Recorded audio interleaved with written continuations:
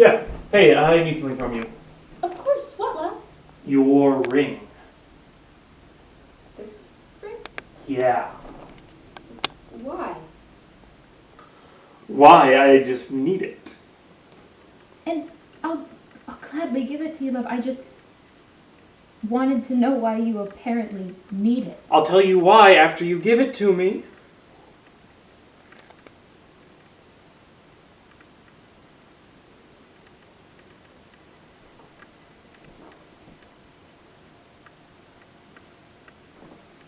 How much did we get for this again? I don't know. I just... Love, what did you need it? You're gonna sell it. Yeah. I saw some car stuff I wanted at the store. I can pawn this and get it. See ya.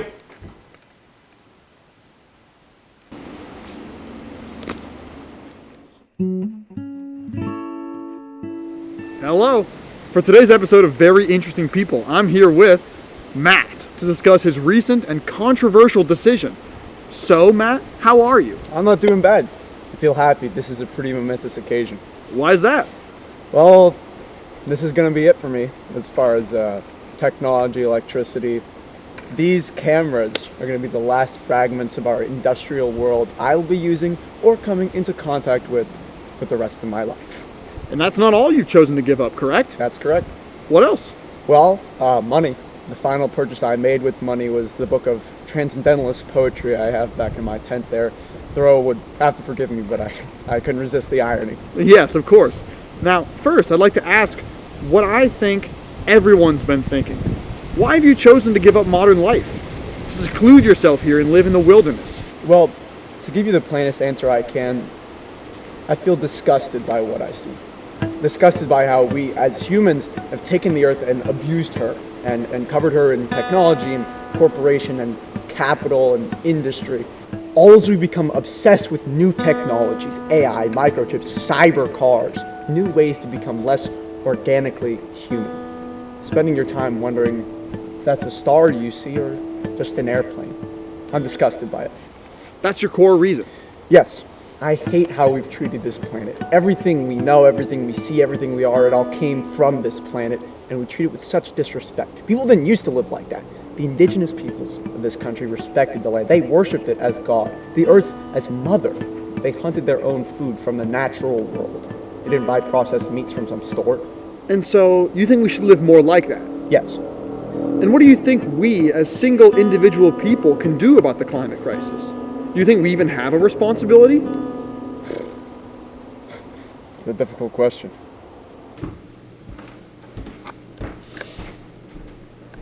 But come on, love. What do you need? Your jacket. You need my shawl. Yeah, whatever. I need some investing money. Yeah, we'll pawn that. Well, I just don't see why he would need to do that. Is there an issue? Are your hands hurting you again? Because I can come take it off. No. I was just saying that since I've had it, well, Please, I can't just stand here all day. I got it. I've had it for so long. It's from before your time. And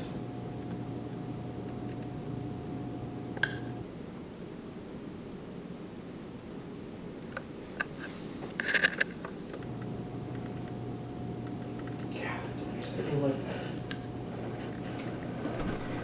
that. See ya.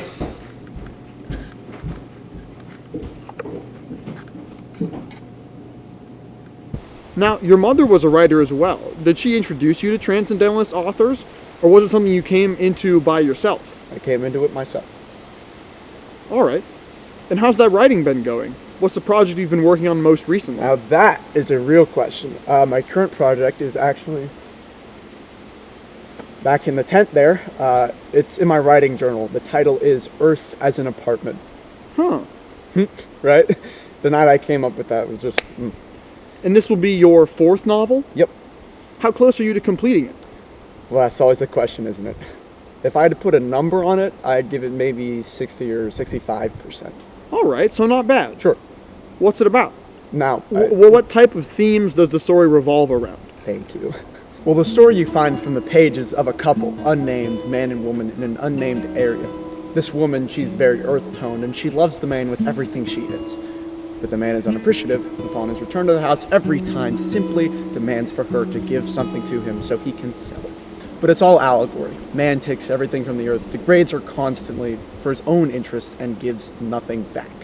It's a reflection of our climate in the modern day. Do I have your permission to get a little more personal in my questions? Sure. All right.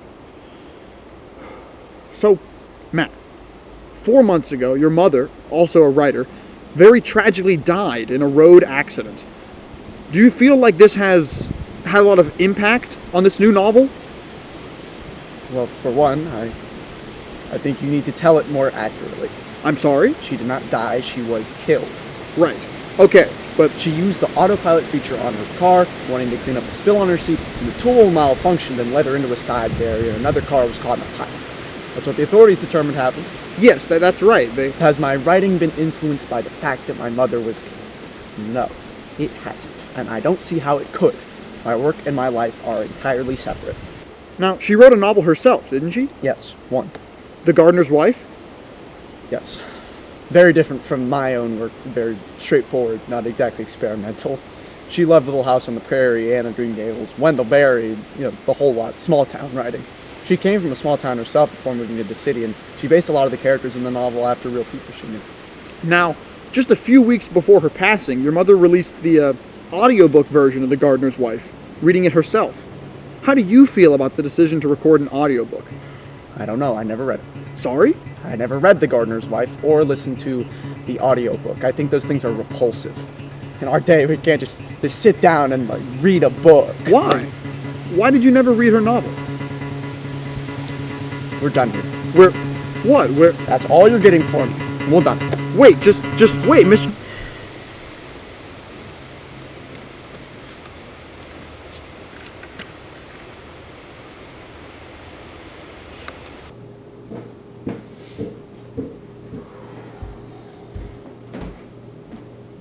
Welcome home, love. I made your favorite dessert.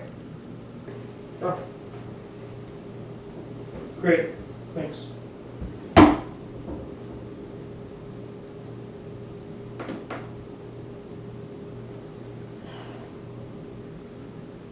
What do you need? Glasses? I need some money for... I need some money. I need them to...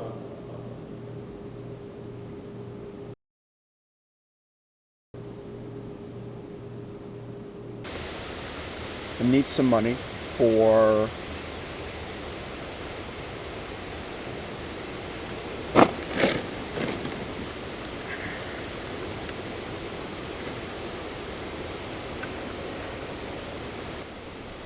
Day 1, afternoon. I tried writing more of Earth, but I struggled to find new direction. If I'm being generous, it might be 21% done by this point. I'm wondering how long each of the couple's scenes should be. I don't know how engaging they are for the readers. I've been writing a lot lately, so I probably just need to take a break from it and I'll be fine. Tomorrow's a big day. I'm going to be attempting to find that river that I scouted out last week. It's not far from the area. Plus, it could be fun to see what's past it. I don't know what could be out there.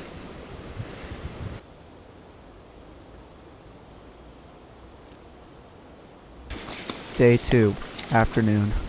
Looked for wildlife to hunt, but found none. Tried to find the river I'd earlier mapped out, but I must have gone the wrong direction. Followed my own trail back to camp. I'm sure it'll be fine.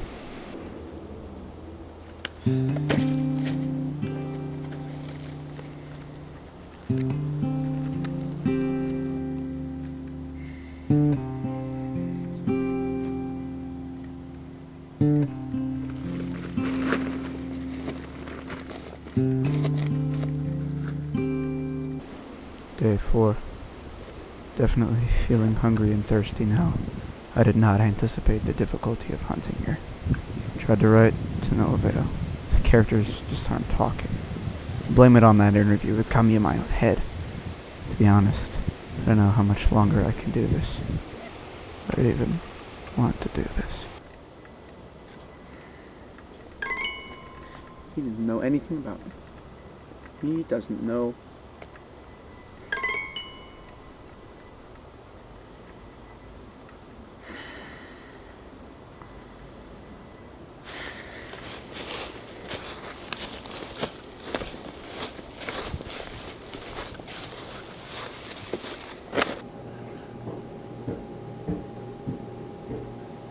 Welcome home, love.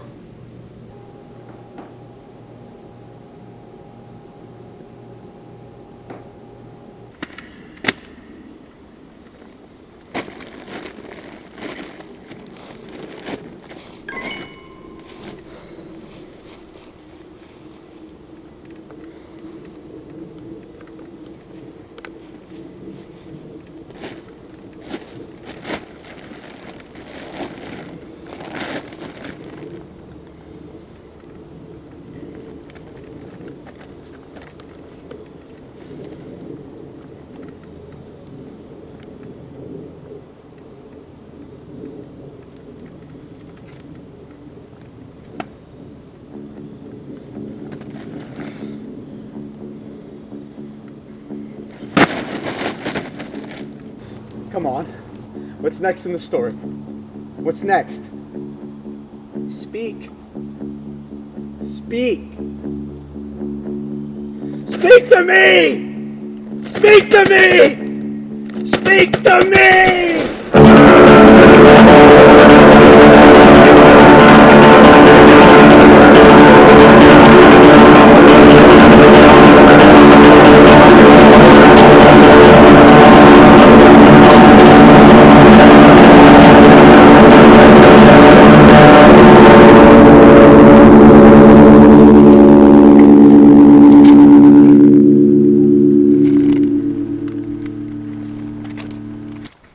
I've accidentally done something amazing.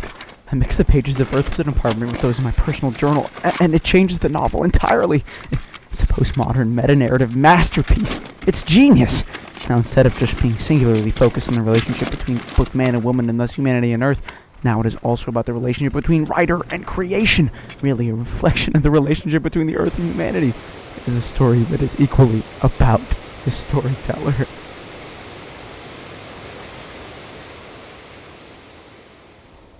Decided to go exploring this morning. I've estimated that with the additions of my journals, including this one, the novel's about 90% done. It may not be the longest thing ever, but I don't think it'll need to be. Now all I need is an ending.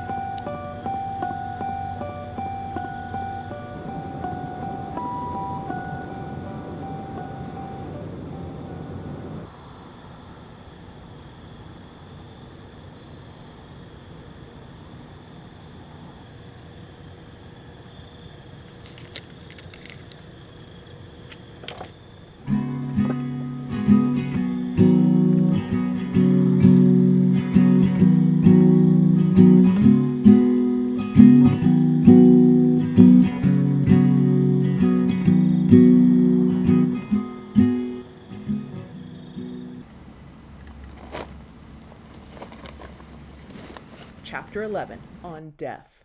In those days, Robert was often still at work past lunchtime, so I found time to tend to our garden then. I was most excited to see the lavenders. He had planted them in the spring and left them to their own devices since. He wanted to leave them as a surprise for me. He knew I simply adored them. Ever since Aunt Stephanie first brought me by her garden, I've always held a fondness for lavender. If I could have my way, the entire garden would be filled with them. I stepped into the garden, and when a brush of cool air hit me, I felt right at home again. I took a moment to appreciate it before stepping across the cobbles to the second gate, which I opened with much excitement. But when I rounded the corner of the hedge, I found a sight which nearly made me gasp aloud.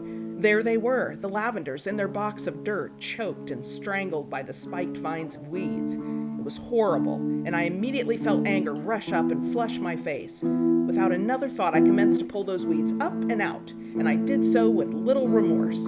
I left no survivors in my wake, just as they had done to my poor lavenders. It's a curious thing, the sight I saw next. Filled with mourning for my favorite flowers, I left through the gate, intending to go back inside to grieve. But as I walked across the cobbles, a sight by the peonies caught my eye. It looked like little spots of black on the grassy ground. I approached closer to inspect, and it was only then that I recognized these black shapes on the ground. 3 dead ants, splayed out closely but chaotically in the mark of dead soldiers on a battlefield, likely killed by some garden snake or bird. Although I could now see, I kept my distance. Ants, dead though they may be, have a way of unnerving me. Then the sight got truly curious. I saw movement by the hedge fence and discovered there the anthill, nothing but a little clump sticking out from the ground. The movement was a procession of ants, slowly but surely stepping their way out of the anthill. They approached their fallen brethren by the peonies, one after the other in line like a funeral march. They made a circle around the 3 dead ants before returning in their small, solemn trudging back to their hill. It was as if they paid their respects through some sort of ritual, a procession in the memory of the dead.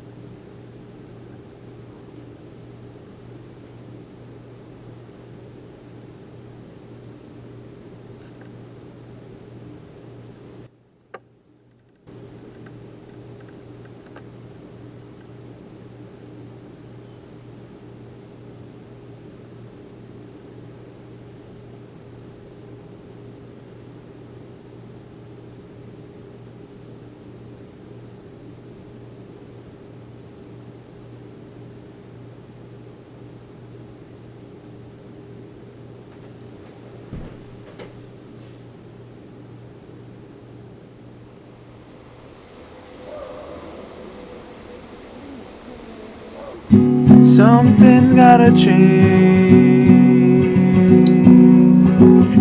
Something's gotta change. If you wanna change the world, straighten yourself out first.